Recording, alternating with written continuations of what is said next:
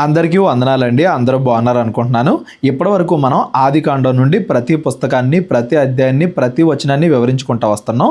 ఈ కీర్తనల గ్రంథంలో కూడా 1 నుండి 104 అధ్యాయాలు చదువుకున్నాం. ఈరోజు మనం 105, 106 ఈ 2 అధ్యాయాలు చదువుకుందాం. ఈ 2 అధ్యాయాలు మనకు అర్థం అవ్వాలి అంటే ఆదికాండం నుండి ఇప్పటివరకు చదువుకున్న ప్రతిదీ కూడా గుర్తుండాలి.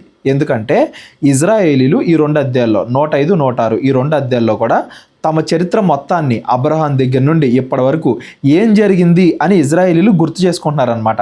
వాళ్ళు ఎందుకు గుర్తు చేసుకుంటున్నారు, ఆ పాత చరిత్ర ద్వారా ఏం చెప్పాలనుకుంటున్నారు, ఇవన్నీ కూడా ఈరోజు మనం 105 అధ్యాయం నుండి చదువుకుంటూ వెళ్దాం. యెహోవాకు కృతజ్ఞతాస్తుతులు చెల్లించుడి, ఆయన నామమును ప్రకటన చేయుడి, జనులలో ఆయన కార్యములను తెలియజేయుడి. ఈరోజు అంతా కూడా మనం ముఖ్యంగా 2 విషయాల గురించి చదువుకుంటామండి. 1, దేవునికి కృతజ్ఞతాస్తుతులు చెల్లించడం. 2, దేవుడి గురించి ప్రకటన చేయడం. మొదటిదేమో దేవుణ్ణి కీర్తించడం. ఎందుకు కీర్తించాలి ఏంటి అదంతా కూడా కింద చదువుకుంటూ వెళ్దాం. 2వది దేవుడి గురించి సువార్త ప్రకటించడం. ఎందుకు ప్రకటించాలి ఏంటి అది కూడా మనం కింద చదువుకుంటూ వెళ్దాం. ఈరోజు అంతా కూడా ఈ 2 విషయాల గురించే. దేవుడిని ఎందుకు స్తుతించాలి, దేవుడి గురించి ఎందుకు ప్రకటించాలి, ఈ 2 కూడా చదువుకుంటూ వెళ్దాం. ఆయన్ను గూర్చి పాడుడి, ఆయన్ను కీర్తించుడి, ఆయన ఆశ్చర్య కార్యములన్నింటినీ గూర్చి సంభాషణ చేయుడి. అనేక రకాల పాటలు చూసాం, కీర్తనలు చూసాం. మనం దేవుడు ఏ ఆశ్చర్య కార్యాలు చేశాడని అవన్నీ కూడా మాట్లాడుకున్నాం. వాటన్నింటిని కూడా ఇప్పుడు ఇజ్రాయేల్ ఏం చేస్తున్నారు, గుర్తు తెచ్చుకుంటున్నారు. ఇక్కడ చూడండి, ఈ కీర్తనలు 105 అధ్యాయం ఎవరు రాశారు అని మనకి సైడ్ హెడ్డింగ్ ఏం లేదు. ఇది ఇజ్రాయేలీల యాజకుల్లో కానీ, దావీదు కానీ, లేకపోతే ఎవరైనా రాసి ఉండొచ్చు. కాకపోతే ఈ అధ్యాయంలో కనబడే సంఘటనలు మనకి ఎక్కువగా దావీదు గారు యెరూషలేముకి దేవుని నిబంధన మందసాన్ని తీసుకొస్తారు కదా, నాట్యం ఆడుతూ తీసుకొస్తారు. ఆ సమయంలో ఏ మాటలైతే మాట్లాడారో అవన్నీ కూడా ఈరోజు చదువుకోబోయే కీర్తనల్లో మనకి ఎక్కువ కనబడతాయి. ఇజ్రాయేల్ అందరూ కలిసి సమాజంగా కూడుకుని పాడుకునేటప్పుడు ఇటువంటి కీర్తనలు జ్ఞాపకం చేసుకుంటారు అని దాని అర్థం. ఇది దావీదు కానీ, లేకపోతే దేవాలయంలో యాజకులు కానీ ఎవరైనా కానీ ఈ కీర్తన రాసి ఉండొచ్చు అనేది జ్ఞాపకం పెట్టుకోండి. ఆయన పరిశుద్ధ నామమును బట్టి అతిశయించుడి, యెహోవాను వెతుకువారు హృదయమందు సంతోషించుదురుగాక. ఈ 105 అధ్యాయం అంతా కూడా దేవుడు ఎంత పరిశుద్ధుడు, ఆయన మనల్ని ఎంతగా ప్రేమిస్తున్నాడు, ఆయన చెప్పిన మాట మీద ఎంతగా నిలబడతాడు, దానివల్ల మనకి ఎంత ఉపయోగం కలుగుతుంది అనేది మనం గుర్తెచ్చుకుంటాం. అలాగే వాటన్నిటిని గుర్తెచ్చుకుని మనం సంతోషించాలి. దేవుడి యొక్క లక్షణాలు, ఆయన పరిశుద్ధత గుర్తెచ్చుకోండి, దాన్ని బట్టి ఆనందించండి. ఎందుకు ఆనందించాలి కింద చదువుకుంటూ వెళ్దాం. యెహోవాను వెతుకుడి, ఆయన బలమును వెతుకుడి, ఆయన సన్నిధిని నిత్యము వెతుకుడి. దేవుణ్ణి వెతకండి. దేవుడు ఏ ఆశ్చర్యకార్యాలు చేశాడు పాతకాలంలో వాటన్నిటిని కూడా వెతకండి. ఎప్పుడు నిత్యము దేవుడి గురించి వెతుకుతానే ఉండండి. అంటే ఎప్పుడు కూడా దేవుడి గురించే ఆలోచిస్తూ ఉండండి. ఆయన దాసుడైన అబ్రహాము వంశస్థులారా, ఆయన ఏర్పరచుకొనిన యాకోబు సంతతి వార్లారా, ఆయన చేసిన ఆశ్చర్య కార్యములను జ్ఞాపకం చేసుకోండి. అబ్రహాం దగ్గర నుండి దేవుడు ఏ ఆశ్చర్య కార్యాలు చేశాడు వాటన్నిటిని కూడా ఇప్పుడు జ్ఞాపకం చేసుకుంటున్నారు ఇజ్రాయేలీలు. మొట్టమొదటిగా అబ్రహాంతోనే కదా దేవుడు నిబంధన చేసుకుంది ఇజ్రాయేలీల గురించి, రాబోయే యేసుక్రీస్తు వారి గురించి. కాబట్టి అబ్రహాముతో మొదలుపెట్టారు. అబ్రహాము సంతానంలో ఇస్సాకు, ఇస్సాకు సంతానంలో యాకోబు, ఆ యాకోబు ద్వారా దేవుడి యొక్క వాగ్దానం అనేది నెరవేరుతుంది. ఆయన చేసిన ఆశ్చర్య క్రియలను, ఆయన నోటి తీర్పులను జ్ఞాపకం చేసుకోండి. అబ్రహాం దగ్గర దేవుడు ఏ సూచక్రియలు చేశాడు, అంత వయసులో కుమారుని ఇవ్వడం కానీ, యుద్ధాలు గెలిపించడం కానీ, అనేక శ్రమల నుండి విడిపించడం కానీ, దేవుడు చెప్పిన మాటలు, తీర్చిన తీర్పులు, వాటన్నిటిని కూడా జ్ఞాపకం చేసుకోండి. ఆయన మన దేవుడైన యెహోవా, ఆయన తీర్పులు భూమి అందంతటా జరుగుచున్నవి. పాత నిబంధనలో మనం అనేక సార్లు మాట్లాడుకున్నాం. దేవుడు కేవలం ఇజ్రాయేలీలకు మాత్రమే తీర్పు తీర్చలేదు. ఇజ్రాయేలీలకి, చుట్టుపక్కల ఉండే దేశాలకి, మొత్తం ప్రపంచంలో ఉండే ప్రతి దేశానికి కూడా దేవుడు తన గురించి తెలియజేసుకున్నాడు. వాళ్ళు చేసిన తప్పులను బట్టి వాళ్ళకి తీర్పు తీర్చాడు కూడా. ఇది భూమి అంతటా కూడా జరుగుతుంది. కేవలం ఇజ్రాయెల్ ప్రజలకు మాత్రమే కాదు. తాను సెలవిచ్చిన మాటను 1000 తరముల వరకు, అబ్రహాముతో తాను చేసిన నిబంధనను, ఇస్సాకుతో తాను చేసిన ప్రమాణమును నిత్యము ఆయన జ్ఞాపకం చేసుకొనును. చెప్పిన మాటను దేవుడు ఎప్పుడు కూడా విడిచిపెట్టడు. 1000 తరాలైనా కానీ, 1000 తరాలు అనేది మాట వరుసకు చెప్పారు కానీ నిజంగానే అక్షరానుసారంగా కూడా నెరవేరుతుంది. అబ్రహాం దగ్గర నుండి దావీదు వరకు ఒక 1000 సంవత్సరాలు, దావీదు దగ్గర నుండి మళ్ళీ యేసుక్రీస్తు వరకు ఇంకో 1000 సంవత్సరాలు అని చెప్పి మనం బైబిల్లో చదువుకుంటా ఉన్నాం కదా. అన్ని సంవత్సరాలైనా కానీ దేవుడు వాళ్ళకి ఇచ్చిన వాగ్దానాన్ని నిలబెట్టుకున్నాడు. వాళ్ళ ద్వారా యేసుక్రీస్తుని రప్పించాడు. వాళ్ళ ద్వారా సమాజం కానీ, వాళ్ళకి ఆజ్ఞలు కానీ ఏవేవి చేస్తాను అని దేవుడు చెప్పాడో అవన్నీ కూడా చేసుకుంటూ వచ్చాడు. ఇజ్రాయేలీలకి వాగ్దాన దేశం ఇవ్వడం మొదలుపెట్టి, ప్రవక్తలను పంపించడం, వాళ్ళని చెరలోకి పంపించడం, తిరిగి రప్పించడం, యెరూషలేము దేవాలయం, యేసుక్రీస్తు, ప్రతిదీ కూడా దేవుడు చెప్పింది చెప్పినట్టుగా చేశాడు. ఆయన నిబంధనని, ఆయన ప్రమాణాన్ని ఎప్పటికప్పుడు జ్ఞాపకం చేసుకుంటానే ఉండండి. వారి సంఖ్య కొద్దిగా ఉండగను ఆ కొద్ది మంది ఆ దేశమందు పరదేశులై ఉండగను కొలవబడిన స్వాస్థ్యముగా కనాను దేశమును మీకు ఇచ్చేదను అని ఆయన సెలవిచ్చాను. ఇదంతా కూడా ఆరంభమైంది ఎక్కడ? అబ్రహాం దగ్గర. అక్కడ కొద్ది మందే ఉన్నా కానీ, తర్వాత ఇస్సాకు దగ్గర కానీ, యాకోబు దగ్గర కానీ, అక్కడ కూడా కొద్ది మందే ఉన్నా కానీ, మీరు ఫ్యూచర్లో పెద్ద పెద్ద జనాలు అవుతారు, ఆ కనాను దేశం, ఇజ్రాయెల్ దేశం మొత్తాన్ని కూడా మీకు ఇస్తాను, 400 సంవత్సరాలు మీరు పరదేశులుగా ఉంటారు. ఇవన్నీ కూడా దేవుడు అబ్రహాంతో ముందే చెప్పాడు కదా, మనం ఆదికాండంలో చదువుకున్నాం కదా. ఇక్కడ వాటన్నింటిని కూడా ఎందుకు జ్ఞాపకం చేసుకుంటున్నారంటే ఇజ్రాయేలీలు, మనం ఎప్పుడైనా కానీ ఇప్పుడు సమస్యల్లో ఉన్నప్పుడు, ఫ్యూచర్లో యేసుక్రీస్తు వారు రెండోసారి వస్తారన్నప్పుడు, ఆ కాలంలో మెస్సే వస్తాడు అని ఇజ్రాయెల్ నమ్మాలన్నప్పుడు, ఏదైనా కానీ దేవుడి ఆజ్ఞ నెరవేరుతుంది అని మనం నమ్మాలి అంటే అంతకుముందు దేవుడు ఎన్నిసార్లు తన మాటను నిలబెట్టుకున్నాడు అనేది గుర్తెచ్చుకోవాలి. అంతకుముందు దేవుడు చేసిన కార్యాలు గుర్తెచ్చుకుంటే ఓకే, దేవుడు ఎప్పుడు కూడా తన అన్న మాటను నిలబెట్టుకుంటాడు. ఎప్పుడు ఒక్కసారి కూడా ఆయన చెప్పిన మాట తప్పడు, చేసుకున్న నిబంధనని విడిచిపెట్టడు. కాబట్టి మనం దేవుని నమ్మొచ్చు. కాకపోతే ఆ సమయం వచ్చేంత వరకు వెయిట్ చేయాలి. మనలో దేవుడు ఏ మార్పులు కోరుకుంటున్నాడో అవన్నీ కూడా మనం మార్చుకోవాలి అన్నట్టుగా దేవుడి యొక్క వాగ్దానం కోసం మన విశ్వాసంతో నిలబడడానికి అంతకుముందు దేవుడు ఏమేం చేశాడు ఇవన్నిటిని కూడా మనం జ్ఞాపకం తెచ్చుకోవాలి. అదే ఈ 105వ అధ్యాయం యొక్క ముఖ్యమైన భావం. మనం ఎప్పటికప్పుడు దేవుడి యొక్క మాటలు జ్ఞాపకం చేసుకుంటా ఉండాలి. ఆ మాట యాకోబునకు కట్టడగాను ఇజ్రాయేలునకు నిత్య నిబంధనగాను స్థిరపరిచి ఉన్నాడు. కేవలం అబ్రహాంతో మాత్రమే కాదు, అది ఇస్సాకుతో చెప్పాడు, ఆ తర్వాత యాకోబుతో చెప్పాడు. యాకోబుకు దర్శనమిచ్చి ఫ్యూచర్లో ఏం జరిగిద్ది అవన్నీ కూడా చెప్పాడు. యాకోబు పేరుని ఇజ్రాయేల్గా మార్చాడు. ఇవన్నీ కూడా మనం ఆదికాండంలో చదువుకున్నాం, కొత్త నిబంధనలో కూడా ఎక్స్ప్లెయిన్ చేసుకున్నాం. దేవుడు తన మాటను నిలబెట్టుకుంటానే వస్తున్నాడు. వారు జనము నుండి జనమునకు, ఒక రాజ్యము నుండి మరొక రాజ్యమునకు తిరుగులాడుచూ ఉండగా, అబ్రహాం దగ్గర కానీ ఇస్సాకు దగ్గర కానీ వీళ్ళు పదపద్దాకా ఒక చోట నుండి ఇంకో చోటకి పరదేశులుగా బతుకుతున్నారు. 400 సంవత్సరాలు నీ సంతానం పరదేశులుగా ఉంటారు అని చెప్పి అబ్రహాంతో దేవుడు ఏదైతే చెప్పాడో అలా పరదేశులుగా తిరుగులాడుచూ ఉండగా, నేను అభిషేకించిన వారిని ముట్టకూడదు అనియు, నా ప్రవక్తలకు కీడు చేయకూడదు అనియు ఆయన ఆజ్ఞ ఇచ్చి, ఆయన ఎవరినైనాను వారికి హింస చేయనీయలేదు. ఆయన వారి కొరకు రాజులను గద్దించెను. అబ్రహాం దగ్గర మనం చూసాం, వీళ్ళు అబీమెలెకు అనే రాజు దగ్గర చిక్కుపోతారు కరువు వచ్చినప్పుడు. ఇస్సాకు కూడా అలాగే అబీమెలెకు అనే రాజు దగ్గర చిక్కుకుంటాడు. లోతు దగ్గర యుద్ధం జరిగిద్ది. తర్వాత మళ్ళీ యాకోబు కాలంలో మళ్ళా కరువు వస్తుంది. ఆ తర్వాత యోసేపు మరలా ఐగుప్తు దేశానికి వెళ్తాడు.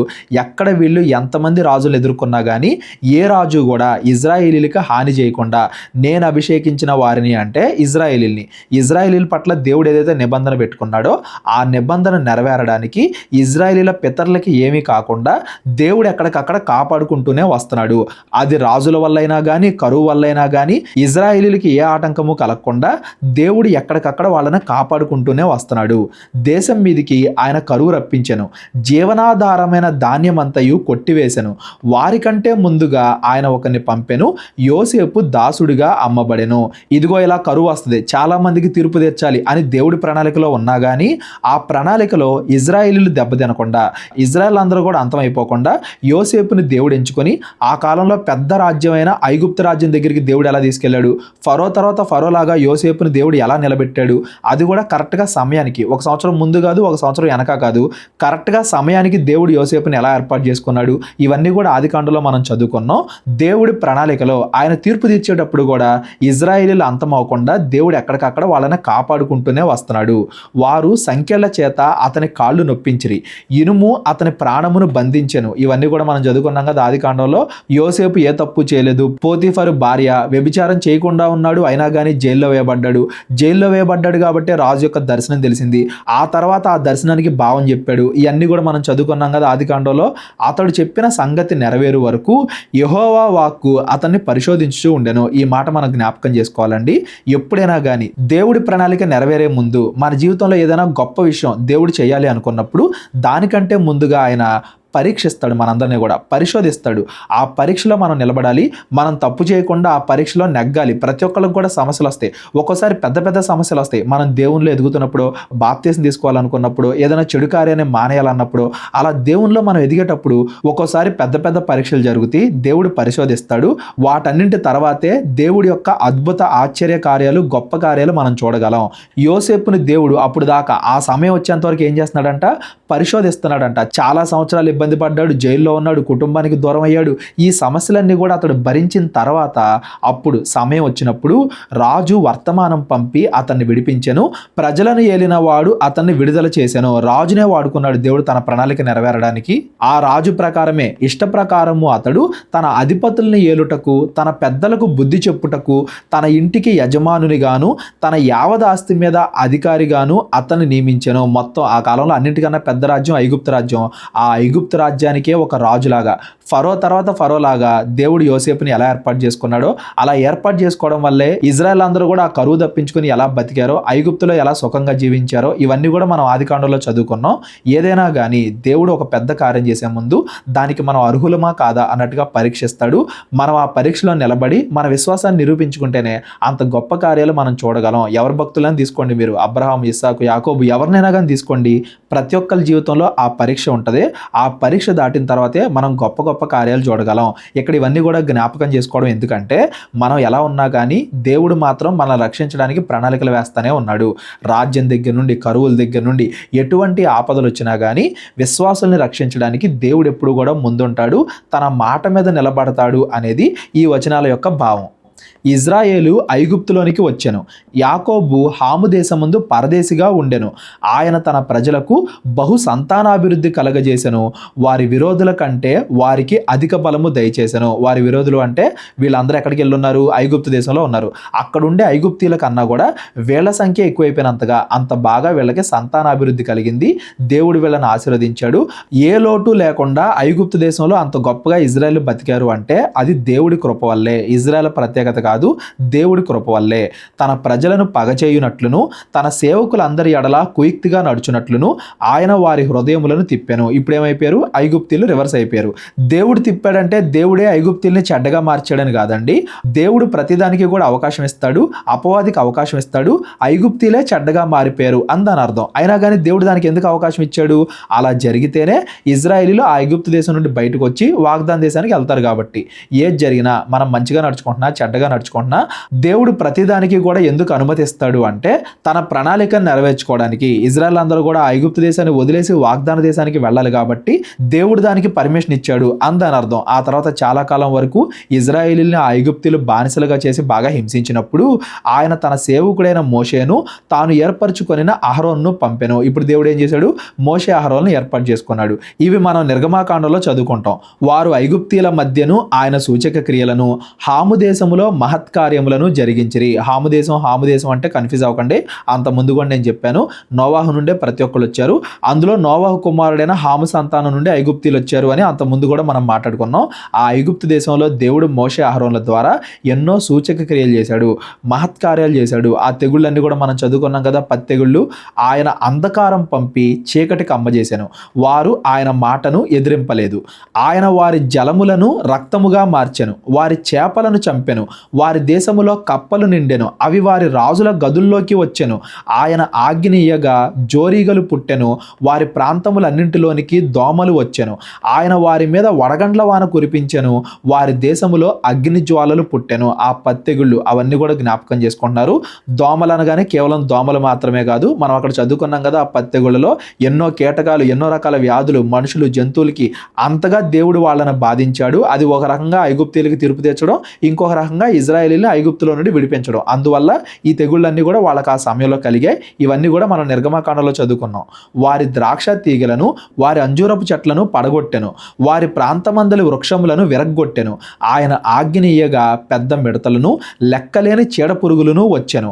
అవి వారి దేశపు కూర చెట్లన్నింటినీ, వారి భూమి పంటలను తినివేశెను. వారి దేశమందలి సమస్త జ్యేష్ఠులను, వారి ప్రథమ సంతానమును ఆయన హతము చేశాను. ఇవన్నీ కూడా మనం నిర్గమకాండంలో చదువుకున్నాం. ఆఖరిగా తమ ప్రథమ సంతానాన్ని ఐగుప్తీలు పోగొట్టుకున్నప్పుడు, రాజు కూడా పోగొట్టుకున్నప్పుడు, అప్పుడు ఇజ్రాయేలీలు ఐగుప్తుల నుండి బయటకు వచ్చారు. అలాగా ఫరో కఠిన హృదయం, ఐగుప్తీలకి తీర్పు, ఇజ్రాయేలీలకి రక్షణ, ఇవన్నీ కూడా ఎంత గొప్పగా దేవుడు ఆ కాలంలో జరిగించాడో మనందరం కూడా గుర్తెచ్చుకోవాలి అన్నట్టుగా ఈ కీర్తనలో వాటిని జ్ఞాపకం చేసుకుంటున్నారు. అక్కడి నుండి తన జనులను వెండి బంగారములతో ఆయన రప్పించెను. బయటకు వచ్చేటప్పుడు బాగా ఆస్తితో రప్పించాడు. అంతకుముందు ఏ ఐగుప్తీలు అయితే వాళ్ళని ఇబ్బంది పెట్టారో అదే ఐగుప్తీలు బంగారం వెండి అలాగా ఆస్తి ఇచ్చి మరీ ఇజ్రాయెల్ని పంపించారు. అంతకుముందు ఎంతకాలం బానిసలుగా బతికారో దాని మొత్తానికి ఫలితంగా ఇప్పుడు వీళ్ళు బాగా ఆస్తిని వెంటబెట్టుకుని వస్తున్నారు. వారి గోత్రముల్లో నిస్సత్తువ చేత తొట్టిల్లు వాడు ఒక్కడేనను లేకపోయాను. ఇజ్రాయేలీల్లో సత్తువ లేదు, బలం లేదు, నేను ఇక్కడే ఉండిపోతాను అన్నట్టుగా కాకుండా అందరూ కూడా బయలుదేరారు. కొంతమంది ఐగుప్తీలు అన్యులు కూడా బయలుదేరని మనం నిర్గమకాండలో చదువుకున్నాం. అలాగా దేవుడు అంత గొప్పగా ఇజ్రాయేలీల్ని ఆ బానిసత్వం నుండి విడిపించాడు. వారి వలన ఐగుప్తీలకు భయం పుట్టెను. వారు బయలు వెళ్ళినప్పుడు ఐగుప్తీలు సంతోషించిరి. వారు బయలు వెళ్ళినప్పుడు ఐగుప్తీలు సంతోషించిరి. ఆ పత్తెగుళ్ళకే వారందరూ కూడా భయపడిపోయి ఇంకా వీళ్ళని పంపించకపోతే ఏం జరిగిద్దో అన్నట్టుగా వాళ్ళు భయపడ్డారు. వీళ్ళందరూ కూడా బయటకు వచ్చేసినప్పుడు అప్పుడు ఐగుప్తు ప్రజలు సంతోషించారు. వారికి చాటుగా ఉండుటకై ఆయన మేఘమును కల్పించెను, రాత్రి వెలుగునిచ్చుటకై అగ్నిని కలుగజేశాను. ఈ అగ్ని స్తంభం, మేఘ స్తంభం వీటిని ప్రతిసారి కూడా మనం చదువుకుంటూనే వస్తున్నాం. ఆ నిర్గమకాండలో కానీ, లేవి కాండలో కానీ, సంఖ్యాకాండలో కానీ ప్రతి చోట ఇజ్రాయేలీలు వాగ్దాన దేశానికి వెళ్ళేంత వరకు కూడా ఈ అగ్ని స్తంభం, మేఘస్తంభం రెండింటిని కూడా దేవుడు ఉంచాడు. అటు ఐగుప్తీయులకి తీర్పు తెచ్చడానికి, ఇజ్రాయేల్ని రక్షించడానికి, ఇజ్రాయేలీలకి ఏ శ్రమ కలగకుండా వాళ్ళని రక్షించడానికి, ఎప్పుడు ముందుకు వెళ్ళాలి, ఎప్పుడు ఆగాలి, ఎప్పుడు ఎక్కడ ఉండాలి, ఇవన్నీ కూడా ఆ అగ్ని స్తంభం, మేఘస్తంభాల ద్వారా దేవుడు నడిపించాడు. ఇవన్నీ కూడా మనం అంతకుముందు చదువుకున్నాం. ఇప్పుడు వాటన్నిటిని కూడా జ్ఞాపకం చేసుకుంటున్నారు. వారు మనవి చేయగా ఆయన పూరేళ్లను పుట్టించాను. మాకు మాంసం కావాలి అన్నప్పుడు దేవుడు మాంసాన్ని ఇచ్చాడు. ఆకాశములో నుండి ఆహారమునిచ్చి వారిని తృప్తిపరిచాను. ఆహారం కావాలన్నప్పుడు మన్నాన్ని ఇచ్చాడు. బండను చీల్చగా నీళ్లు ఉబికి వచ్చాను. ఎడారుల్లో అవి ఏరులై పారెను. బండలో నుండి నీళ్లు రావడం, ఎడారుల్లో అవి నదులుగా ప్రవహించడం, ఇవన్నీ కూడా ఆశ్చర్యకార్యాలు. అంత గొప్ప ఆశ్చర్యకార్యాలు చేసి ఏ లోటు లేకుండా, నీళ్లు, ఆహారం, మాంసం ఏ లోటు లేకుండా ఇజ్రాయెల్ని దేవుడు నడిపించాడు. ఏలయనగా ఆయన తన పరిశుద్ధ వాగ్దానమును తన సేవకుడైన అబ్రహామును జ్ఞాపకం చేసుకొని ఆయన తన ప్రజలను సంతోషముతోనూ తాను ఏర్పరచుకొనిన వారిని ఉత్సాహ ధ్వనితోనూ వెలుపలికి రప్పించెను. ఈ 43వ వచనం చాలా ఇంపార్టెంట్ అండి. ఎందుకంటే దేవుడు ఏదో ఇజ్రాయేల్ మంచివాళ్ళని, ఇజ్రాయేలీలో ఏ తప్పు లేదని అందువల్ల విడిపించలేదు. ఇజ్రాయేలీని దేవుడు ఎంచుకున్నాడు కాబట్టి, తన వాగ్దానాన్ని నిలబెట్టుకోవాలి కాబట్టి, అబ్రహాముతో, ఇస్సాకుతో, యాకోబుతో తాను చేసిన వాగ్దానాన్ని గుర్తెచ్చుకొని దాన్ని బట్టి విడిపించాడు. ఇదంతా కూడా కేవలం దేవుడి పరిశుద్ధతే కానీ ఏదో ఇజ్రాయేలీలు మంచివాళ్ళు కాబట్టి వాళ్ళు గొప్ప చేయబడ్డారు, వాళ్ళు విడిపింపబడ్డారు అనేది కాదు అనేది గుర్తుపెట్టుకోవాలి. ఎందుకంటే కీర్తనలు 106వ అధ్యాయంలో ఇజ్రాయేలీలు ఎన్ని తప్పులు చేశారు అనేది మనం చదువుకుంటాం. ఈ 105వ అధ్యాయంలో ఒక్క చోట కూడా ఇజ్రాయేలీలు ఆ తప్పు చేశారు, ఈ తప్పు చేశారు అని చెప్పలేదు చూడండి. ఎందుకంటే మనం ఎలా ఉన్నాము అనేది అసలు విషయమే కాదు. మనం ఎలా ఉన్నా కానీ దేవుడు మాత్రం తన వాగ్దానాన్ని నిలబెట్టుకుంటానే వస్తున్నాడు. ఈ కాలంలో కూడా అంతే అండి. మనం మారాలి అని దేవుడు కోరుకుంటాడు. మారేమనుకోండి పరలోకం వెళ్తాం, మారలేదనుకోండి నరకానికి వెళ్ళిపోతాం. మనం మారతామా లేదా అనే దాన్ని బట్టి దేవుడు మనకు కొంత సమయం ఇస్తాడు. మనం మారినా మారకపోయినా యేసుక్రీస్తు వారి రాకడ మాత్రం ఖచ్చితంగా ఉంటుంది. అందరికీ తీర్పు మాత్రం ఖచ్చితంగా ఉంటుంది. దేవుడు తన పరిశుద్ధ నామాన్ని బట్టి, ఆయన మంచివాడు కాబట్టి, పరిశుద్ధుడు కాబట్టి ఆయన పని ఆయన చేసుకుంటా వెళ్ళిపోతున్నాడు అందని అర్థం. వారు తన కట్టడలను గైకొనున్నట్లును తన ధర్మశాస్త్ర విధులను ఆచరించున్నట్లును అన్యజనుల భూములను ఆయన వారికి అప్పగించెను. జనుల కష్టార్జితమును వారు స్వాధీనపరుచుకొనిరి.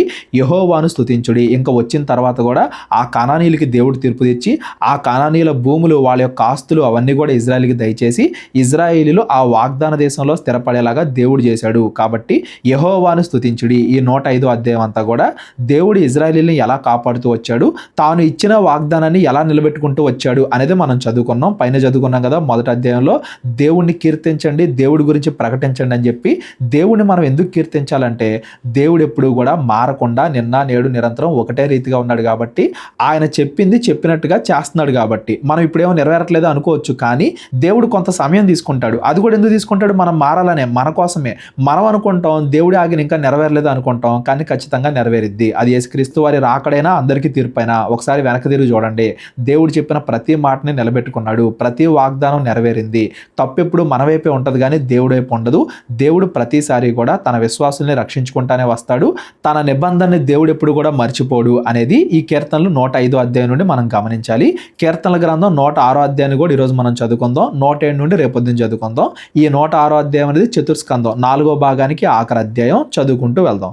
యెహోవాను స్తుతించుడి, యెహోవా దయాళుడు, ఆయనకు కృతజ్ఞతలు చెల్లించుడి, ఆయన కృప నిత్యము ఉండును. ఈ అధ్యాయంలోనేమో దేవుడు దయాళుడు, క్షమించేవాడు, ఎప్పుడూ కూడా నిరంతరము, నిత్యము, శాశ్వత కాలము ఆయన మనల్ని క్షమిస్తానే ఉంటాడు, కృప చూపిస్తానే ఉంటాడు. కృప అనగానే అర్హత లేకపోయినా కానీ దేవుడు మనల్ని ప్రేమించడం. ఇది మొదటి వచనంలోనే ఎందుకు చెప్తున్నారు అంటే 105వ అధ్యాయంలో దేవుడు ఎన్ని ఆశ్చర్యకార్యాలు చేశాడు అని మాత్రమే మాట్లాడుకున్నాం. ఈ 106వ అధ్యాయంలో వాటికి ముందు ప్రజలు ఎన్నిసార్లు పాపం చేశారు, ఎంతగా దేవునికి విరోధంగా తయారయ్యారు అనేది మనం చదువుకుంటాం.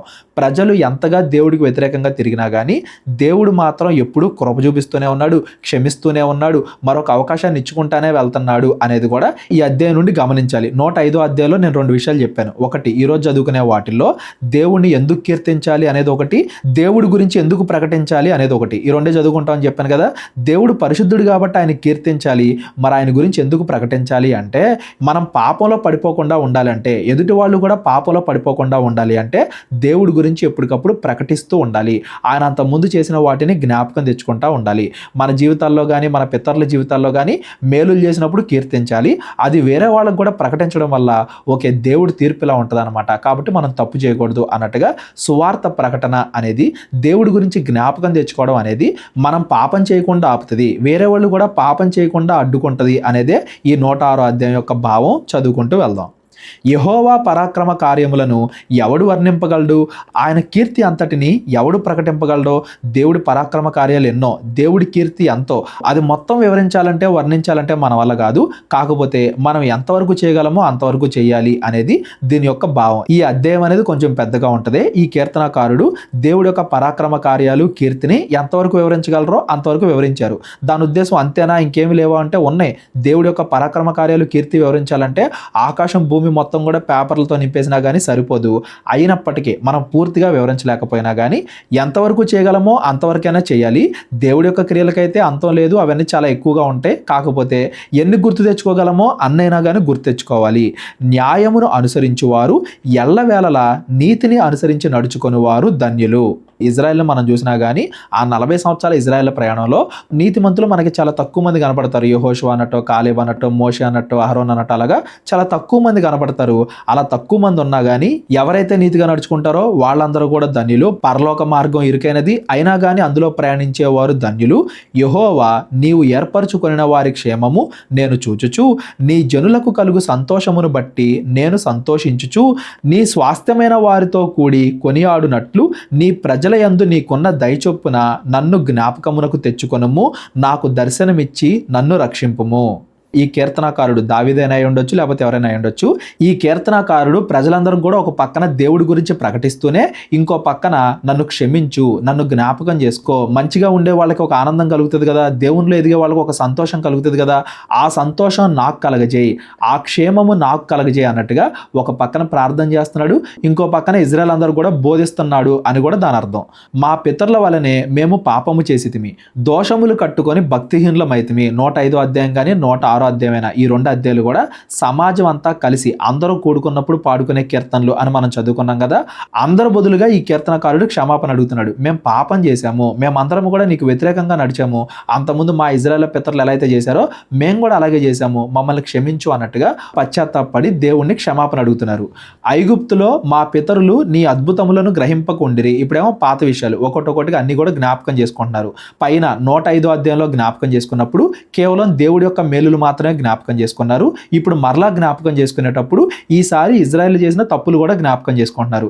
ఇజ్రాయెల్ పాపాలు ఎందుకు జ్ఞాపకం చేసుకుంటున్నారంటే మేము కూడా ఇప్పుడు అలాంటి పాపాలే చేశాము, మేము కూడా ఇప్పుడు నిన్ను పూర్తిగా నమ్మట్లేదు, మేము కూడా లోకంలో కలిసిపోతున్నాము, కాబట్టి మాకు మరలా రక్షణ దయచేయి, మమ్మల్ని క్షమించు, మమ్మల్ని శిక్షించుకో, తీర్పు తెచ్చుకో అన్నట్టుగా ప్రార్థన చేస్తున్నారు. పాత విషయాలు గుర్తు తెచ్చుకొని బోధించుకుంటున్నారు, ఒకరికొకరు బుద్ధి చెప్పుకుంటున్నారు అని దాని అర్థం.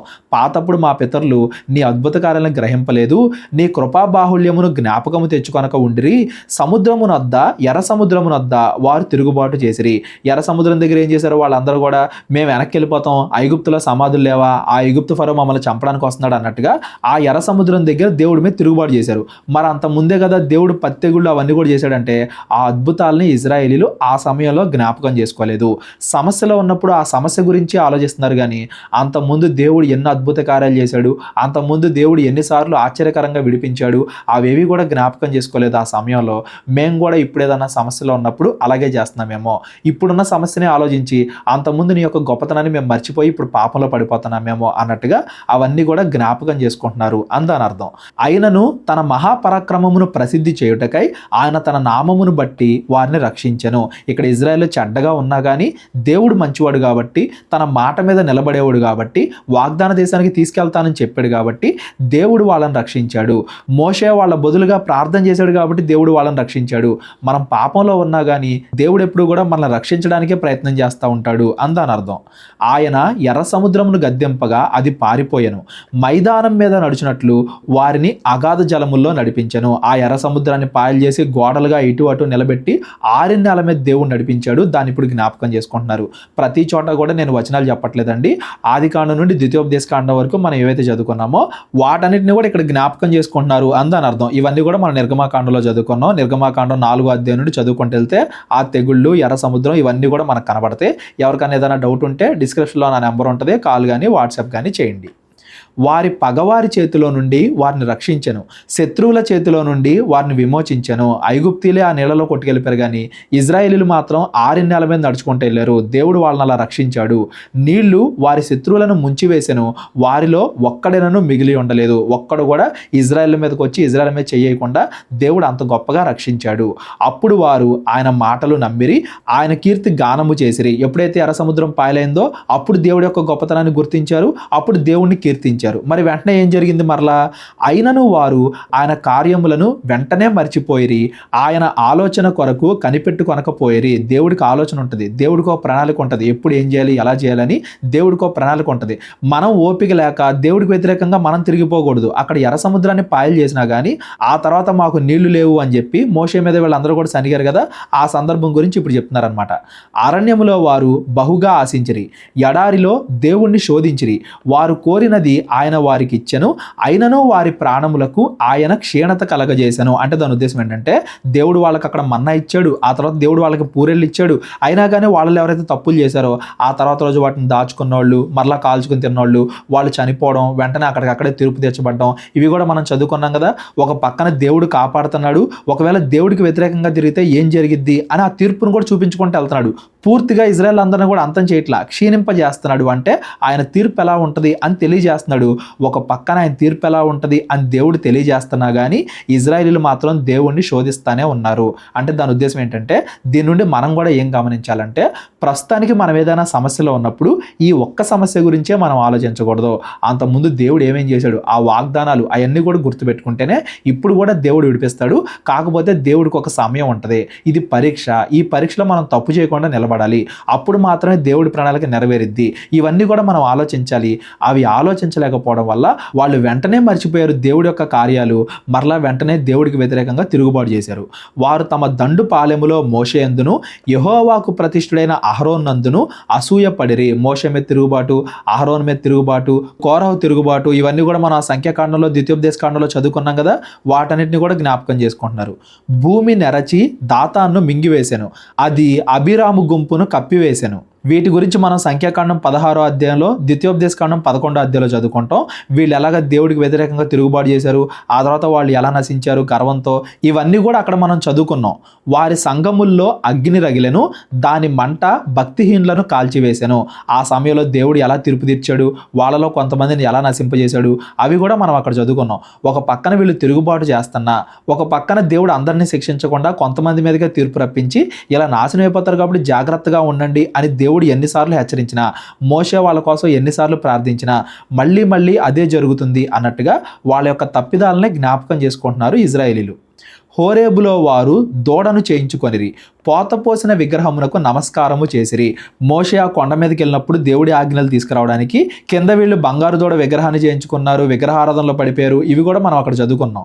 తమ మహిమాస్పదమును గడ్డి మేయు ఎద్దు రూపమునకు మార్చిరి, దానికి మళ్ళా దేవుడే అని పేరు పెట్టారు. యెహోవా దేవునికి ప్రతిగా ఆ ఎద్దు, ఆ దూడ రూపంలో వాళ్ళు విగ్రహారాధన చేసి అక్కడ ఎన్ని చెడ్డ కార్యాలు చేశారో, దేవుడు వాళ్ళకి ఎలా తీర్పు తీర్చాడో ఇవన్నీ కూడా మనం నిర్గమకాండలో చదువుకున్నాం. ఐగుప్తులో గొప్ప కార్యములను, హాము దేశములో ఆశ్చర్య కార్యములను, ఎర్ర సముద్రమునొద్ద భయము పుట్టించు క్రియలను చేసిన తమ రక్షకుడైన దేవుణ్ణి వారు మర్చిపోయిరి. ఆ సమయంలో మేము నశిస్తామేమో, మోషే లేడు కదా, మేము ఇక్కడ చనిపోతామేమో అన్నట్టుగా ఆ సమయంలో వచ్చిన సమస్యలకి వాళ్ళు తట్టుకోలేక వాళ్ళు పాపంలో పడిపోయారు. అంతకుముందు దేవుడు ఎన్ని గొప్ప కార్యాలు, ఆశ్చర్యకార్యాలు చేశాడో వాటన్నిటిని కూడా ఇజ్రాయేలీలు మర్చిపోయారు. అప్పుడు ఆయన, నేను వారిని నశింపజేసేదను. అయితే ఆయన వారిని నశింపజేయకుండా ఆయన కోపము చల్లార్చుకొనుటకై ఆయన ఏర్పరచుకొనిన మోషే ఆయన సన్నిధిని నిలిచి అడ్డుపడెను. ఆ సమయంలో దేవుడు ఇజ్రాయెల్ అందరిని కూడా అంతం చేసి మోషే ద్వారా మరలా ఇంకొక జనాంగాన్ని రప్పిస్తాను అని చెప్పి మోషేతో దేవుడు చెప్పడం, మోషే చేసిన ప్రార్థన బట్టి దేవుడు మరలా వాళ్ళని క్షమించడం. ఆ సమయంలో మోషే అంత ఎక్కువగా ప్రార్థన చేశాడు, ఏం జరిగింది ఇవన్నీ కూడా మనం అక్కడ చదువుకున్నాం. కాకపోతే ఇక్కడ మనం బాగా గమనించాల్సిన ఒక విషయం ఏంటంటే, ఆయన తన కోపము చల్లార్చుకొనుటకై తాను ఏర్పరచుకొనిన మోషే అనుంది చూడండి. అంటే ఇజ్రాయేలీల మీద దేవుడు కోపడతాడు, ఇజ్రాయేల్ పాపం చేస్తారు అని దేవుడికి ముందే తెలిసి తన కోపాన్ని చల్లార్చుకోవడానికి దేవుడు మోషేని ఏర్పాటు చేసుకున్నాడంట. మోషేని అంత సాత్వికంగా మార్చింది కూడా దేవుడేనండి. మోషే అంత ముందు బాగా కోపిష్టిగా ఉండేవాడు. మోషే అంత సాత్వికంగా మారి దేవుడు చెప్పినట్టుగా ఓర్పు కలిగి దేవుడి కోపాన్నే చల్లార్చే విధంగా మోషే మారు మనసు పొందాడు. అలాగా మోషేని ఏర్పాటు చేసుకుని మోషే చేసిన ప్రార్థన బట్టి దేవుడు ఇజ్రాయేలీల్ని మరలా క్షమించాడు, వాళ్ళని నాశనం చేయకుండా వదిలేశాడు. వారు రమ్యమైన దేశమును నిరాకరించిరి, ఆయన మాట నమ్మకపోయిరి. యెహోవా మాట ఆలకింపక వారు తమ గుడారముల్లో సణుక్కొనిరి. ఆ తర్వాత మళ్ళా కొంతకాలానికి మేము వాగ్దాన దేశానికి వెళ్ళము, వెనక్కి తిరిగి వెళ్ళిపోతాం ఐగుప్తు దేశానికి అన్నట్టుగా ఇజ్రాయేల్ మరలా దేవుడికి వ్యతిరేకంగా తిరిగారు. అప్పుడే కదా యెహోషువ, కాలేబు ఆ కాలంలో 12 మంది వేగుల వారిని పంపిస్తారు. 10 మంది మనం అక్కడ ఉండలేము అని చెప్పేసరికి జనాలందరూ కూడా తమ గుడారాల్లో సణుక్కున్నారు. యెహోషువ, కాలేబు చెప్పిన మాటలు నమ్మలేదు. ఇవన్నీ కూడా మనం అక్కడ చదువుకున్నాం కదా. అందువల్లే దేవుడు మరలా కోపడి మీరు ఇంకా వాగ్దాన దేశానికి వెళ్ళరు, మీ తర్వాత మీ సంతానం వెళ్తారే కానీ మీరు వెళ్ళను అన్నారు కాబట్టి మీరు ఇక్కడ అరణ్యంలోనే తిరుగులాడతారు కానీ వాగ్దాన దేశానికి వెళ్ళరు అని చెప్పి దేవుడు అక్కడ వాళ్ళకి తీర్పు తీరుస్తాడు. అవన్నీ కూడా జ్ఞాపకం చేసుకుంటున్నారు. దేవుడు ఎన్నిసార్లు వాళ్ళని క్షమించినా, ఎన్నిసార్లు ఎన్నో అద్భుత కార్యాలు చేసినా ఇజ్రాయేలీలు మాత్రం మరలా పాపంలోనే పడిపోతూ వస్తున్నారు. అప్పుడు అరణ్యములో వారిని కూలజేయుటకును, అన్యజనుల్లో వారి సంతానమును కూల్చుటకును, దేశములో వారిని చెదరగొట్టుటకును ఆయన వారి మీద చెయ్యెత్తెను. సరే, ఆ తరం వాళ్ళు చనిపోయారు, 40 సంవత్సరాలు అయిపోయింది. ఆ తర్వాత తరాల వాళ్ళైనా మంచిగా ఉన్నారంటే వీళ్ళు కూడా దేవుడికి వ్యతిరేకంగా తిరిగారు. అందువల్ల దేవుడి కోపం వాళ్ళ మీద కూడా వచ్చింది. ఎలా వచ్చిందంట, మరియు వారు బయల్పయోరును హత్తుకొని చచ్చిన వారికి అర్పించిన బలిమాంసమును భుజించిరి. వారు తమ క్రియల చేత ఆయనకు కోపం పుట్టించగా వారిలో తెగులు రేగెను. మోయాబు దేశం దగ్గర ఏం జరిగిందో మనం చూసాం కదా. అక్కడ మోయాబీలు ఇజ్రాయేల్ చేత వ్యభిచారం చేయించారు, ఇజ్రాయేలీలకి వ్యభిచారం అలవాటు చేశారు, విగ్రహారాధన అలవాటు చేశారు. ఇవన్నీ కూడా మనం అక్కడ సంఖ్యాకాండంలో చదువుకున్నాం కదా. ఆ సందర్భాన్ని జ్ఞాపకం చేసుకుంటున్నారు. ఆ సమయంలో ఫినెహాసు లేచి పరిహారము చేయగా ఆ తెగులు ఆగిపోయాను. ఆ సమయంలో ఫినెహాసు కొంతమందిని చంపుతాడు, ఎవరైతే వ్యభిచారం చేస్తున్నారో వాళ్ళని చంపడం, ఆ తర్వాత దేవుడు ఆ తెగులు ఆగిపోయేలా చేయడం, అప్పటి వరకు ఇజ్రాయేలీలో చాలా మంది చనిపోవడం, ఇవన్నీ కూడా మనం అక్కడ ఎక్స్ప్లెయిన్ చేసుకున్నాం. ప్రతిదాన్ని కూడా ఇక్కడ వివరించుకోవాలంటే టైం సరిపోదండి. అవన్నీ కూడా మనం అక్కడ సంఖ్యాకాండంలో, ద్వితీయోపదేశకాండంలో అక్కడ నీట్గా ఎక్స్ప్లెయిన్ చేసుకున్నాం. అవన్నీ కూడా మీకు గుర్తున్నాయి అనుకుంటున్నాను. ఇక్కడ ఇజ్రాయెల్ అందరూ కూడా ఎన్నిసార్లు పాపలో పడిపోయారు, దేవుడు ఎంతగా వాళ్ళ మీద కృప చూపిస్తున్నా కానీ ఇజ్రాయేలీలు మరలా ఎలా పాపలో పడిపోయారు అనేది అక్కడ మనం వివరించుకున్నాం. నిత్యము తరములన్నింటను అతనికి ఆ పని నీతిగా ఎంచబడెను. అక్కడ జరిగే వ్యభిచారాన్ని ఆపాడు, విగ్రహారాధన ఆపాడు అన్నట్టుగా ఫినెహాసుని దేవుడు అక్కడ మంచిగా పొగుడుతాడు కదా. ఎవరో ఒకళ్ళిద్దరే, ఒక సమయంలో మోషే అనో, ఇంకో సమయంలో అహరోన్ అనో, కాలేబ్ అనో, యెహోషువ అనో, ఫినెహాస్ అనో, ఎవరో ఒకళ్ళిద్దరు మాత్రమే ఆ సమయంలో మంచిగా నడుచుకుంటున్నారు కానీ మిగతా వాళ్ళందరూ కూడా పాపంలో పడిపోతున్నారు అనేది కూడా మనం గమనించాలి. మెరీబా జలముల యొద్ద వారు ఆయనకు కోపం పుట్టించిరి. కావున వారి మూలముగా మోషేకు బాధ కలిగెను. వారు మోషేని బాగా ఇబ్బంది పెట్టి మోషేకి బాగా చిరాకు తెప్పించడం, నీళ్లు లేవు అవి లేవు అంటాం. ఆ సమయంలో మోషే దేవుడు చెప్పిన మాటకు కొంచెం మీరి ప్రవర్తిస్తారు కదా. ఎట్లనగా వారు అతని ఆత్మ మీద తిరుగుబాటు చేయగా అతడు తన పెదవులతో కాని మాట పలికెను. బండతో వెళ్ళి మాట్లాడమంటే బండను కొడతాడు. అది ఎంత ముఖ్యమైనది, ఆ బండ యేసుక్రీస్తు వారికి చిహ్నం. ఇవన్నీ కూడా మనం అక్కడ మాట్లాడుకున్నాం. ఆ సంఖ్యాకాండం 20వ అధ్యాయం అనుకుంటా. అవన్నీ కూడా ఇక్కడ గుర్తు తెచ్చుకుంటున్నారు. వీళ్ళ వల్ల మోషే కూడా అక్కడ దారి తప్పాడు. దానివల్ల మోషే వాగ్దాన దేశానికి వెళ్లకుండా ఆగిపోయాడు అని కూడా మనం చదువుకున్నాం. ఇజ్రాయేలీల యొక్క తిరుగుబాటు, వాళ్ళ పాపాలు ఎలా ఉన్నాయి అనేది ఇక్కడ వివరిస్తున్నారు. యెహోవా వారికి ఆజ్ఞాపించినట్టు వారు అన్యజనులను నాశనము చేయకపోయిరి. అన్యజనులతో సహవాసం చేసి వారి క్రియలు నేర్చుకొనిరి. సరే, వాగ్దాన దేశానికి వెళ్ళారు, అక్కడైనా మంచిగా ఉన్నారంటే ఆ యెహోషువ కాలంలో మనం చదువుకున్నాం కదా. యెహోషువ పుస్తకంలో, న్యాయాధిపతుల పుస్తకంలో కనానీయుల్ని పూర్తిగా వేరు చేయకుండా ఆ కనానీయులతో కలిసి సహవాసం చేశారు, వాళ్ళతో కలిసి జీవించారు. దానివల్ల వాళ్ళ విగ్రహారాధన వీళ్ళు అలవాటు చేసుకోవడం, పూర్తిగా వాగ్దాన దేశాన్ని సొంతం చేసుకోలేకపోవడం, దేవుడి మీద విశ్వాసాన్ని ఉంచకుండా యుద్ధాలకు వెళ్ళకపోవడం, ఒకవేళ పాపం చేసి యుద్ధానికి వెళ్ళినా అక్కడ ఓడిపోవడం, ఇవన్నీ కూడా మనం చదువుకున్నాం యెహోషువ పుస్తకంలో, న్యాయాధిపతుల పుస్తకంలో. వాగ్దాన దేశానికి వెళ్ళిన తర్వాత కూడా అక్కడ కూడా వీళ్ళు పాపం చేశారు. వారి విగ్రహములకు పూజ చేసిరి, అవి వారికి ఉరి ఆయను. విగ్రహారాధన అనేది ఎంత పెద్ద తప్పు.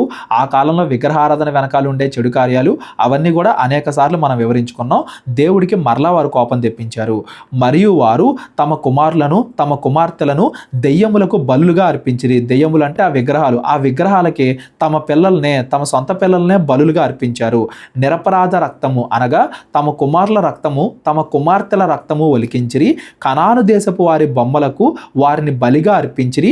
ఆ రక్తం వలన దేశము అపవిత్రమాయను. ఇజ్రాయేలీలు అలా పాపంలో పడిపోవడం వల్ల వీళ్ళకి ఇద్దాం అనుకున్న వాగ్దాన దేశం, పాలు తేనెలు ప్రవహించే వాగ్దాన దేశం అపవిత్రం అయిపోయింది. ఇవన్నీ కూడా మనం న్యాయాధిపతుల పుస్తకంలో చదువుకున్నాం. అసలు న్యాయాధిపతుల పుస్తకంలో చదువుకుంటా వెళ్లే కొద్దీ ఇజ్రాయేల్ పాపాలు అనేవి ఎలా పెరుగుతా వెళ్ళే, ఇక పుస్తకం చివరికి వచ్చేసరికి అసలు ఇజ్రాయేలీలు పూర్తిగా కనానీయుల్లాగా ఎలా మారిపోయారు, కనానీయుల కంటే చెడ్డగా వీళ్ళు ఎలా మారిపోయారు, దేవుడు వాళ్ళకి ఎలా తీర్పు తెచ్చాడు, ఇవన్నీ కూడా మనం న్యాయాధిపతుల పుస్తకంలో చదువుకున్నాం. అవన్నీ కూడా జ్ఞాపకం చేసుకుంటున్నారు. ఎక్కడ స్టార్ట్ చేశారు ఇవన్నీ కూడా? ఇజ్రాయేల్ ప్రయాణం దగ్గర స్టార్ట్ చేస్తే ప్రతి చోట ప్రతి సమయంలో ఇజ్రాయేలీలు పాపంలో పడిపోతానే వచ్చారు. తమ క్రియల వలన వారు అపవిత్రులైరి, తమ నడవడిలో వ్యభిచరించిన వారైరి. కావున యెహోవా కోపము ఆయన ప్రజల మీద రగులుకొనెను, ఆయన తన స్వాస్థ్యమందు అసహ్యపడెను. ఆ కాలంలో ఇజ్రాయేల్ చేసిన క్రియలకి దేవుడు అసహ్యపడి ఆయన వారిని అన్యజనుల చేతికి అప్పగించెను. వారి పగవారు వారిని ఏలుచుండిరి. ఆ తర్వాత మరలా ఫిలిస్తీన్లు, కనానీలు వాళ్లే ఇజ్రాయెల్ మీద పెత్తనం చెలాయించడం, యుద్ధాలు గెలవడం, ఇజ్రాయెల్ని ఓడించడం. అంతకుముందు ఇజ్రాయెల్ ఏ ప్రాంతాలు అయితే స్వాధీనపరుచుకున్నారో మరలా తిరిగి వాళ్ళు వాటిని స్వాధీనపరచుకోవడం, ఇవన్నీ కూడా మనం అక్కడ చదువుకున్నాం. ఆ న్యాయాధిపతుల పుస్తకం మొత్తం కూడా మీకు గుర్తు రావాలి. ఇజ్రాయెల్ పాపం చేయడం, దేవుడు మరలా వాళ్ళని శిక్షించడం, వీళ్ళు మరలా పాపం చేయడం, మరలా శిక్షించడం, మరలా దేవుడే కొంతకాలానికి రక్షించడం, మరలా పాపం చేయడం, ఇదంతా కూడా అలా సాగుతూ వచ్చింది. వారి శత్రువులు వారిని బాధ పెట్టిరి, శత్రువుల చేతి కింద అనపబడిరి. అనేక పర్యాయములు ఆయన వారిని విడిపించెను. అయినను వారు తమ ఆలోచనను అనుసరించి తిరుగుబాటు చేయుచూ వచ్చిరి, తమ దోషము చేత హీన దశ నొందిరి. ఈ 43వ వచనం అనేది కంక్లూజన్ అండి. అనేక సార్లు దేవుడు ఎన్నిసార్లు వారిని విడిపించినా కానీ ఇజ్రాయేలీలు మరలా మరలా పాపం చేస్తూ వచ్చారు. కనానీల్లాగా హీన దశకి చేరుకున్నారు. అయినను వారి రోదనము తనకు వినబడగా వారికి కలిగిన శ్రమను ఆయన చూచెను. వారిని తలంచుకొని ఆయన తన నిబంధనను జ్ఞాపకము చేసుకొనెను. తన కృపా బాహుళ్యమును బట్టి వారిని కరుణించెను. తన కృపను బట్టే, తన యొక్క పరిశుద్ధతను బట్టే. ఇజ్రాయేల్ ఏదో మంచివాళ్ళని కాదు, దేవుడు కేవలం తన నిబంధనని, తన ప్రణాళికను నెరవేర్చుకోవాలి కాబట్టి, ఒక్కళ్ళ మంచోళ్ళు ఉన్నా కానీ వాళ్ళ కోసం ఆ నిబంధన నిలబెట్టుకోవాలి కాబట్టి దేవుడు అబ్రహాముతో ఇచ్చిన వాగ్దానాన్ని కంటిన్యూ చేసుకుంటూ వచ్చాడు. మరలా ఇజ్రాయేలుని రక్షించడానికి ఈసారి దావీదుని, రాజును పంపిస్తున్నాడు అని దాని అర్థం. వారిని చెరగొనిపోయిన వారందరికీ వారి ఎడల కనికరం పుట్టించెను. యెహోవా మా దేవా మమ్మల్ని రక్షింపుము, మేము నీ పరిశుద్ధ నామమునకు కృతజ్ఞతలు చెల్లించునట్లును నిన్ను స్తుతించుచు మేము అతిశయించునట్లును అన్యజనుల్లో నుండి మమ్మను పోగుచేయము. ఇజ్రాయేల్ దేవుడైన యెహోవా యుగయుగములన్నింటను స్తుతినందునుగాక. ప్రజలందరూ ఆమెన్ అందురుగాక. యెహోవాను స్తుతించుడి. తీసుకొచ్చి ఎక్కడ ఆపారండి? దావీద్ దగ్గర ఆపారు. ఆ తర్వాత దావీద్ కాలంలో ఏం జరిగింది? దావీద్తో దేవుడు చేసుకున్న వాగ్దానం, దావీద్ ద్వారా దావీదు చిగురైన మెస్సే వస్తాడు, యేసుక్రీస్తు వస్తాడు అనే వాగ్దానం. ఆ వాగ్దానాన్ని నిలబెట్టుకోవడానికి దేవుడు ఏమేం చేసుకుంటూ వచ్చాడు, ఇవన్నీ కూడా మనం చదువుకున్నాం. ఇక్కడ ఆపి వాళ్ళందరూ కూడా మెస్సే వస్తాడు ఒక రోజున. ఆ మెస్సే ద్వారా దేవుడు తన వాగ్దానాన్ని మళ్ళా నిలబెట్టుకుంటాడు. దేవుడు ఎక్కడ కూడా తన వాగ్దానాన్ని విడిచిపెట్టట్లేదు అన్న ఉద్దేశంతో ఇవన్నీ కూడా వీళ్ళు జ్ఞాపకం చేసుకుంటున్నారు అని దాని అర్థం. మరలా ప్రజలందరూ ఆమెన్ అన్నారు, యెహోవాను స్తుతించుడి అంటే ఇక్కడతో ఈ 4వ స్కందం చతుర్థ స్కందం ముగిసిపోయింది. ఈ కీర్తనల పుస్తకాన్ని 5 భాగాలుగా విభజించారు అని మనం చదువుకున్నాం కదా. కీర్తనలు 107వ అధ్యాయం నుండి 5వ భాగం మొదలవుతుంది, పంచమ స్కందం. ఈ 107వ అధ్యాయం నుండి మనం రేపొద్దున చదువుకుంటూ వెళ్దాం. ఈ 106, 105 ఈ 2 అధ్యాయాల్లో కూడా దేవుడు ఎంత పరిశుద్ధుడు, తన మాటని ఎలా నిలబెట్టుకుంటాడు అనేది 105వ అధ్యాయంలో మనం చూసాం. అయినా కానీ ఇజ్రాయెల్ ఎన్ని పాపాలు చేశారు అనేది 106వ అధ్యాయంలో చూసాం. మేము ఎన్ని పాపాలు చేసినా కానీ దేవుడు తన వాగ్దానాన్ని నిలబెట్టుకుంటానే వస్తున్నాడు. అందరినీ కూడా పరిపూర్ణంగా యేసుక్రీస్తులో రక్షించడానికి దేవుడు తన ప్రణాళికని కంటిన్యూ చేసుకుంటానే వస్తున్నాడు అనేది కీర్తనలు 106వ అధ్యాయం యొక్క భావం. మరలా ఒక 2 విషయాలు మాట్లాడుకుని క్లోజ్ చేసుకుందామండి. 105వ అధ్యాయంలో మొదటగా మనం మాట్లాడుకున్నాం కదా, దేవుణ్ణి కీర్తించాలి. మనం చెడ్డగా బ్రతుకుతున్నా కానీ మన మీద కృప చూపిస్తున్నాడు కాబట్టి, దేవుడు మనల్ని ఆశీర్వదిస్తున్నాడు కాబట్టి, తన వాగ్దానాన్ని నిలబెట్టుకుంటున్నాడు కాబట్టి అందును బట్టి దేవుణ్ణి కీర్తించాలి. దేవుడి గురించి ప్రకటన చేయాలి, సువార్త ప్రకటించడం, ఒకరినొకరు గద్దించుకోవడం, అంతకుముందు దేవుడు చేసిన క్రియలు జ్ఞాపకం చేసుకోవడం, ఇవన్నీ కూడా దేనికంటే మరలా ఇప్పుడు మనం పాపంలో పడిపోకుండా ఉండడానికి. అరే మరలా ఇప్పుడు పాపంలో పడిపోతే దేవుడు మరలా మనల్ని శిక్షిస్తాడు కదా, అంతకుముందు శిక్షించాడు కదా అన్నట్టుగా మనం పాపంలో పడిపోకుండా ఉండడానికి దేవుడి యొక్క మాటలు ఎప్పటికప్పుడు సువార్త ప్రకటించాలి, గుర్తెచ్చుకోవాలి, వేరే వాళ్ళకి ప్రకటించాలి, అందరం కలిసి జ్ఞాపకం చేసుకోవాలి అనేది ఈరోజు మనం చదువుకున్న ఈ కీర్తనలు 105, 106 ఈ 2 అధ్యాయాల యొక్క భావం. ఈరోజు చదువుకున్న అధ్యాయాల్లో ఎవరికైనా ఏమైనా అర్థం కాకపోతే డిస్క్రిప్షన్లో నా నెంబర్ ఉంటుంది, కాల్ కానీ వాట్సాప్ కానీ చేయండి. మా పరిచయం జ్ఞాపకం చేసుకోండి. ప్రేరేపణ కలిగిన వాళ్ళు మీ కానుకల ద్వారా మమ్మల్ని బలపరచండి. కీర్తనలు 107వ అధ్యాయం నుండి మనం రేపొద్దున చదువుకుందాం. అందరికీ వందనాలు. దేవుడు మనందరినీ దీవించి ఆశీర్వదించును గాక. అందరికీ వందనాలండి. కేవలం 30 వీడియోస్లో బైబిల్ నేర్చుకోండి అనే ఎంతో విలువైన ఈ కోర్స్ జస్ట్ ₹1 మీకు కావాలి అంటే మీ పేరు, మీ ఊరు ఈ నెంబర్కి వాట్సాప్ చేయండి. ఈ కోర్సులో ఏ విషయాలు ఉంటాయో ముందుగానే తెలుసుకోవడానికి ఈ వీడియో పాస్ చేసి టాపిక్స్ అన్నీ చదువుకోండి. క్రైస్తవులందరూ ఈ బైబిల్ కోర్స్ వినాలి అని మేము కోరుకుంటున్నాం. అందరినీ దేవుడు దీవించును గాక. ఆమెన్.